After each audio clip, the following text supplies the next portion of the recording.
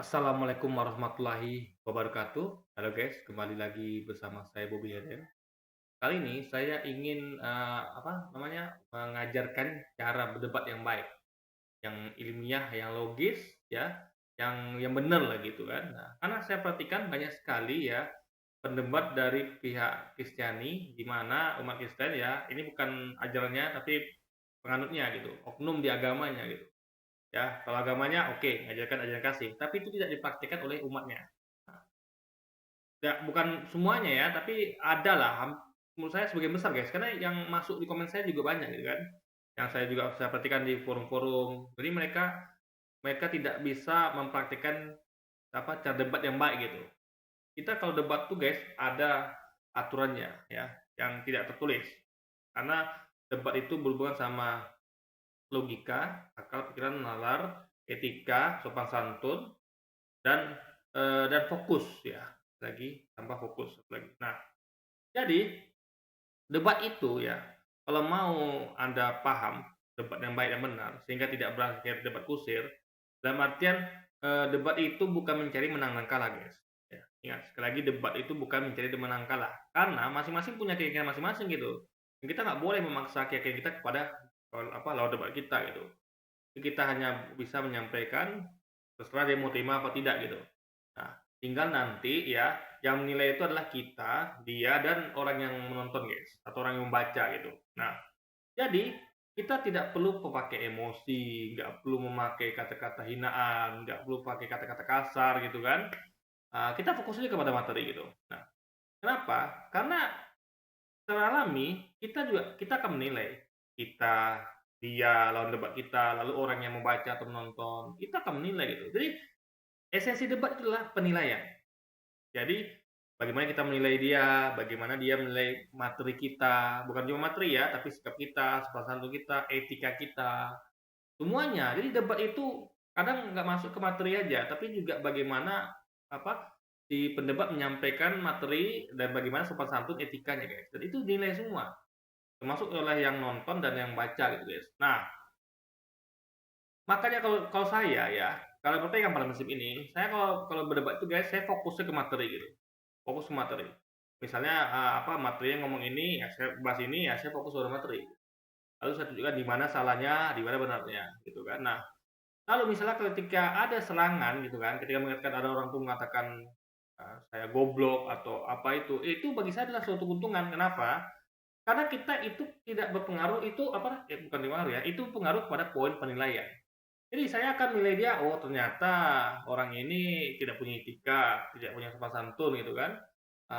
Bahasanya kasar, suka menghina gitu guys. Nah, dan orang baca atau nonton pun juga lihat gitu, oh ternyata pendebat yang ini orangnya kasar, suka menghina gitu kan. Apalagi namanya, suka emosi, apalagi namanya ya, tidak punya etika, sopan santun. Nah itu keuntungan gitu, jadi penilaian itu, yang itu kan abadi. Penilaian, ya. Saya menilai dia seperti itu ya, karena gini guys, eee, kita tuh manusia tuh, kita akan melihat orang itu, menilai orang tuh dari apa yang dilakukan ya, apa yang diucapkan dia gitu kan. Kalau ucapannya kasar, suka menghina, dia akan label itu akan nempel pada dia gitu, ya kan. Itu yang kita ingat gitu, karena dia seperti itu. Nah, jadi orang akan menilai orang itu seperti itu gitu. Nah, makanya keuntungan bagi orang ya, makanya saya menganggap itu keuntungan karena saya tidak pernah berkata kasar. Ya, berkata kasar kayak misalkan ngatain orang itu bodoh, goblok, paling saya katakan tidak paham atau tidak ngerti, itu masih nggak kasar, guys. Ketika katakan tidak paham, tidak ngerti, apalagi nggak paham itu masih masih nggak kasar. Tapi kalau katakan bodoh, goblok, idiot, kayak mengatakan Minang suku lagi kayak Minang goblok gitu kan, kayak apa lagi apa namanya, bahasa-bahasa kasar lah, kayak apa lagi ya, kayak ada gurun gitu kan, nah itu kasar. Nah itu akan mengurangi kredibilitas Anda ya di mata lawan pendebat dan juga yang nonton atau yang baca, guys. Nah, makanya keuntungan bagi saya merasa beruntung sekali ketika saya bisa jaga emosi saya, jaga akhlak, cuma satu etika, karena itu akan menjadi penilaian bagi lawan debat saya, apalagi yang nonton, guys, yang baca. Nah, jadi gini, kalau mau tahu debat itu yang kalau misalnya gini, kita mau berdebat nih, kita pengen pengen mendapatkan hasil maksimal gitu, ya kan. Bukan menang kalah ya, karena menang kalah itu impossible, karena ini pasti berhubungan sama penilaian masing-masing, ya. Pendebat Pedebat punya penilaian apa, punya penilaian sendiri, kita punya penilaian sendiri, yang nonton juga begitu. Nah, itu jadi nggak ada menang kalah. Yang ada adalah nilai apakah dia bisa membahas materinya baik atau tidak gitu. Misalnya materi apakah Yesus Tuhan atau nabi gitu kan. Itu bisa dia bahas mendeliver apa namanya? Mendeliver materi itu dengan baik, itu yang penting. Dan juga bagaimana dia menjaga sopan santun etika. Karena debat itu kan pakai otak, pakai akal pikiran, bukan pakai pakai hawa nafsu, guys. Gitu. Karena orang itu ya kalau sudah pakai hawa nafsu, itu dia menjadi tidak logis lagi gitu. Ya kan? Banyak contoh dalam sejarah misalnya Anda lihat di zaman-zaman tiga kerajaan dulu ya, di zaman China tiga periode kerajaan itu, bagaimana pintarnya seorang jenderal militer Zhou Yu ya, yang nggak kalah pintar dibandingkan jenderal militer apa namanya penasihat militer namanya perdana menteri namanya Zhuge Liang gitu kan. Kalau Anda tahu kisah sejarah itu ya atau kisah sejarah lainnya, itu kepintaran bisa dikalahkan dengan apa namanya? Dengan apa ya? Dengan ketenangan gitu. Jadi orang yang sama-sama pintar, nah mungkin lebih pintar daripada Zhuge Liang gitu kan. Minimal sama lah, tapi dia bisa dikalahkan hanya dengan permainan emosi. Ya, jadi Zugil ini bisa mengontrol emosi. Dia orangnya tenang gitu kan. Dia bisa makanya bisa menganalisa dengan jernih, guys. Ketika kita tenang ya, kita bisa ambil keputusan dengan tepat gitu. Kalau kita tidak emosian gitu kan. Nah, Zuyu orangnya emosian gitu. Dia orangnya ego tinggi. Jadi dia nggak mau, dia tidak tidak rela apa kalau kalau apa ada orang yang lebih tinggi dari dia. Makanya dia ketika mengkonter Zuliang itu dia penuh emosi. Dia apa benci banget sama Zugiliang itu. Jadi bawaannya tuh pengen bunuh Zugiliang aja gitu. Sehingga ada di kepala itu tidak lagi berpikir jernih, guys. Jadi dia tuh bawaannya marah terus gitu kan, marah tuh. Lalu dia apa, pokoknya dia berusaha gimana, apa namanya, strateginya tuh rusak dengan rencana-rencana pembunuhan, rencana-rencana untuk apa, iri hati, dengki gitu guys ya. Dan juga apa ya, intinya adalah kemarahan gitu. Makanya dia sakit itu karena marah ya. Jadi dia tuh kena kena panah gitu kan, kena panah Zoe ini sehingga dia terluka dan itu tabibnya mengatakan apa dia harus tenang gitu. Nah, kalau dia marah ya itu kan darahnya kan kalau kita marah itu kan darah itu kan apa namanya itu istilahnya darah itu menjadi pergerakan lebih ini apa naik lah istilahnya gitu kan. Naik darah itu kan ke kepala kan kalau marah itu dah itu akan membuka luka. Di luka yang berusaha ditutupin itu ya yang dari panah beracun itu akan terbuka lagi karena kemarahannya gitu. Jadi tabibnya atau dokternya tuh dulu kan bukan dokter ya, tapi semacam itulah menyarankan untuk agar dia tenang, agar dia tuh jangan dulu marah-marah gitu. Nah itu guys, itu poinnya. Jadi perdebatan itu tidak mengenal marah, tidak mengenal emosi gitu, ya kan? Nah, kalaupun marah itu harus bisa ditahan sebisa mungkin, karena itu akan mempengaruhi dari logika berpikir gitu. Karena logika berpikir itu ditutupi oleh kemarahan itu, sehingga dia tidak lagi fokus dan tidak lagi bisa melihat sesuatu dengan jernih gitu. Nah, debat terbaik kalau Anda mau jadi pendebat yang baik, Anda harus bayangkan Anda tuh berada di sebuah TV nasional atau TV nasional yang mana situ ada hostnya, ada kameramennya, ada penonton di studio gitu kan. Jadi langsung ada interaksi, maksudnya tuh langsung ada, jadi Anda tuh merasa ada yang jaga gitu guys.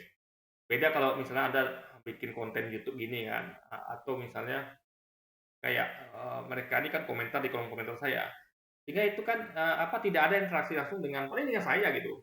Saya. Tapi karena mereka anggap saya musuh gitu kan. Jadi apa namanya mereka ini tidak bagi mereka apa yang saya bilang ini nggak berarti guys. Jadi dan saya ini dianggap nggak ada ngaruhnya gitu. Tapi kalau di studio ya, yang mana kayak di TV One atau di Metro TV dan segala macam TV nasional atau TV nasional, yang mana itu ada hostnya, ada penonton studio dan ada orang dia tahu nih disiarkan ke banyak tempat gitu kan. Nah itu Anda bayangkan ya, coba Anda nonton debat di TV nasional. Anda bayangkan bagaimana kalau misalnya Rocky Gerung melawan Ade Irma atau lawan Ngabalin atau lawan siapa gitu. Tiba-tiba ada dari pihak seberang itu ngontrolnya kata-kata dasar goblok, dasar idiot gitu, kan, dasar bodoh. Nah itu bagaimana? Apa reaksi host? Apa reaksi penonton di studio dan pemirsa di rumah? Makanya Anda akan sangat jarang temukan orang debat di TV itu sampai out of control seperti itu, mengatakan lain itu kadal gurun gitu kan. Dasar goblok, idiot itu nggak ada guys. Kecuali orang yang betul-betul memang mau menjatuhkan reputasinya gitu, menjatuhkan kredibilitasnya gitu kan. Jadi orang akan cap dia negatif. Ini orang bisanya cuma marah-marah, bisanya cuma menghina gitu guys, bisanya cuma berkata kasar dan kotor gitu guys. Nah, jadi debat yang contoh terbaik itu adalah yang di TV itu guys. Di yang disiarkan secara luas gitu, ya kan? Dan ada hostnya. Jadi host ini jadi mereka tuh minimal ada rasa ibaratnya kalau kita tuh, apa ya, kayak kita tuh bekerja lah, ada bos, ada orang ngawasin gitu kan, atau ibaratnya kita tuh misalnya kita tuh ada di daerah publik gitu, itu kita nggak semacam-macam kan. Kalau kita berada di daerah publik itu, kita misalnya kalau mau buang air tuh harus di toilet, terus kalau kalau misalnya kalau nggak ada orang kan kita bisa aja buang air di mana aja, di selokan, di mana gitu kan, atau misalnya kayak makan. Kalau ada orang ramai kan kita makannya ke mana, makan di restoran. Karena makannya enak atau masa tuh jaim gitu kan, terkontrol. Cuma ada makan sendiri, pasti ada kadang kaki naik ke atas gitu kan. Nah, jadi itu efek kalau ada penonton dan kalau ada host, ya ada orang di depan Anda ibaratnya gitu yang menyaksikan perbuatan Anda, ya debat Anda gitu. Nah, jadi itu pendebat yang baik itu akan membayangkan dia di posisi seperti itu gitu. Dia akan menjaga moral etika, kontrol terhadap moral etika akhlak itu akan dia jaga. Minimal walaupun materinya dia tidak begitu dia kuasai, minimal dia secara akhlak etika dia baik. Sehingga penonton punya kesan gitu. Yang nonton itu yang lawan debatnya punya kesan kalau minimal dia orang baik gitu. Minimal dia orang punya etika, akhlak gitu. Nah, tinggal materinya aja mungkin nggak sesuai itu. Tapi kalau sudahlah materinya udah hancur, ya kan? Lalu akhlaknya nggak ada, etika nggak ada, ini orang kan nilai, ini orang nggak layak nih masuk TV nih, nggak layak debat di sini gitu. Materinya hancur, apa namanya, akhlaknya tidak ada, etika tidak ada gitu. Anda bayangkan di TV nasional, tontonan rame, dia mengatakan, "Lu goblok, lu idiot, lu bodoh," misalnya. Habis itu kadal gurun, onta, apalagi uclin. Itu gimana pendapat penonton coba? Host-nya apa reaksinya coba? Pasti mereka kesel gitu kan? Karena ini nggak boleh ada debat itu kata-kata kasar-kasar itu guys itu. Apalagi kalau dalam Kristiani itu kan ajaran kasih itu. Masa sih ajaran kasih diajarkan segitu gitu kan? Itu menurut saya impossible. Itu pasti oknum aja nggak ngerti ajaran kasih gitu kan. Nah, jadi jadi saya sebagai pendebat nih, saya apa akan berusaha memposisikan diri kalau saya tuh meskipun gini di YouTube ini misalnya kita ngomong ini, itu kita yang nonton saya nggak ada. Saya di ruangannya sendiri dan tidak ada yang nonton gitu kan. Jadi betul-betul murni saya bikin konten lonely gitu ya, sendirian gitu. Tidak ada yang nonton, tidak ada apa. Jadi tidak ada yang ngawasi saya ya. Yang ngawasi saya nggak ada, kecuali Allah SWT ya.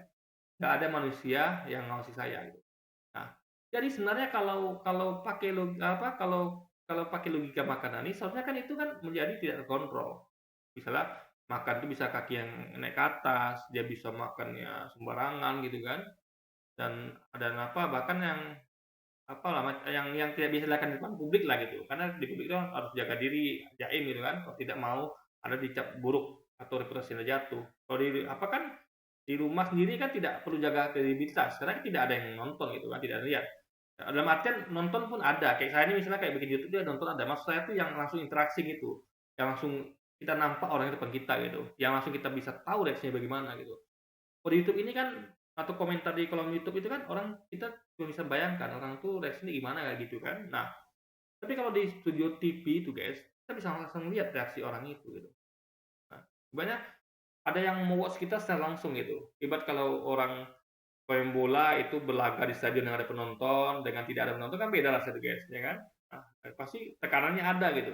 Jadi penonton tuh akan menekan dia sehingga dia tuh apa mainnya bagus gitu loh guys. Nah, sama kayak dakwah apa debat, dia debatnya bagus baik secara materi maupun akhlak etika moral guys. Nah, jadi apa namanya jadi jadi makanya ini debat ini seni tinggi guys, bukan sembarang orang bisa debat gitu. Ya, karena debat itu harus mengedepankan materi dan etika moral. Karena semua dinilai oleh lawan debat maupun yang nonton. Lawan debat oke lah, mungkin kurang objektif karena dia nggak kita musuh.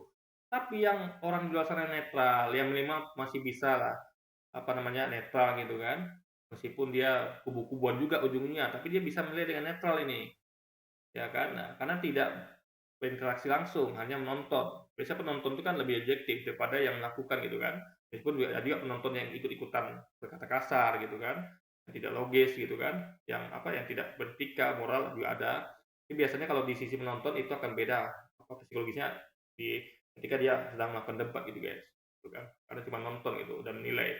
Kalau pendebat kan menilai, dia juga menyampaikan materi sehingga fokusnya terbagi itu. Nah, jadi, apa, ketika bikin konten begini, jadi ketika komen, itu dia apa, dia, kalau dia sebagai pendapat baik, dia akan memposisikan dirinya sebagai di depan TV gitu ya, seperti nasional. Ya, dia harus, bisa membayangkan ya, pendapat baik itu bisa membayangkan nih, ini kalau saya ngomong gini kasar nggak? Saya ngomong gini nih punya etika nggak? Punya moral nggak? Gitu kan. Ini yang nonton saya ini nanti kira-kira suka nggak? Nah, kalau misalnya masalah materi, misalnya gini nih, saya bahas tentang Kristen gitu, itu pasti akan kontra di orang-orang Kristen gitu, ya kan? Pasti akan kontra, karena memang berbeda keyakinan gitu, ya kan? Tapi itu nggak bisa dihindari. Tapi kalau etika, moral, akhlak bisa dihindari itu. Saya bisa menghindari berkata-kata kasar, menjaga sopan santun, saya ada fokus bahas materi guys. Nah, karena itu materi itu gimana pun tetap ada pro kontra. Nggak mungkin ada bisa 100% membuat orang tuh setuju semua gitu. Nah, nama semua materi perdebatan, jangan debat tentang agama, debat misalnya tentang sabun aja yang terbaik gitu kan, atau mobil terbaik itu orang bisa pro kontra gitu ya, ada yang setuju, ada yang tidak gitu. Itu biasa. Kalau materi itu biasa gitu. Yang nggak biasa adalah tentang salah satu etika akhlak. Karena itu berlaku global gitu. Orang walaupun dia tidak ngomong ya, dalam hati dia sadar, dia tahu kalau itu sebenarnya salah. Itu tidak punya etika, tidak punya moral, tidak punya akhlak. Dia tahu itu. Cuman karena egonya, karena dia merasa di kubu-kubuan, dia tetap akan membela yang orang ngomong kasar ini gitu. Tapi minimal dalam hati dia kecilnya dia sejujurnya akan mengakui sebenarnya memang yang dibela itu memang kasar gitu. Memang karena fanatisme agama, fanatisme kelompok sehingga dia tidak lagi berpikir jernih gitu, ya kan? Mungkin tapi dia sebenarnya dalam hatinya kalau dia mau sedikit, merenung, dia akan tahu kalau memang yang dibela itu kasar gitu, ya kan?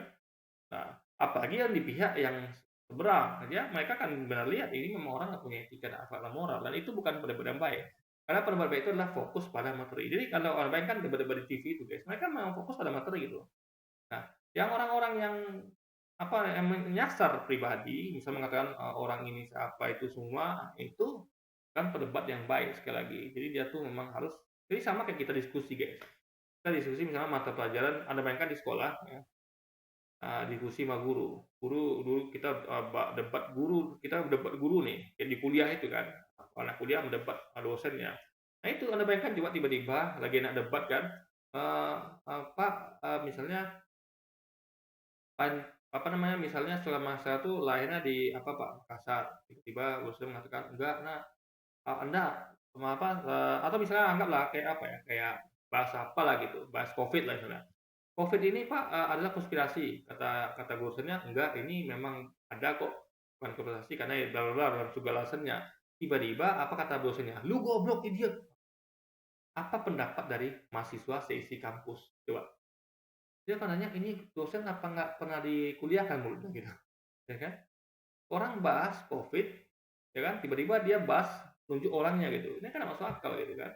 Apa hubungan orang ini sama pembahasan Covid tadi guys gitu, ya kan? Apakah dengan mengatakan lu goblok idiot, berarti itu ada hubungan sama Covid gitu kan? Apa hubungannya coba sama Covid? Misalnya. Nah, makanya debat itu ya kalau mau debatnya nyambung, enak, nyaman, kalau misalnya bisa nonton dengan tenang dan nyaman, sama mendapat nyaman, ya fokusnya pada materi.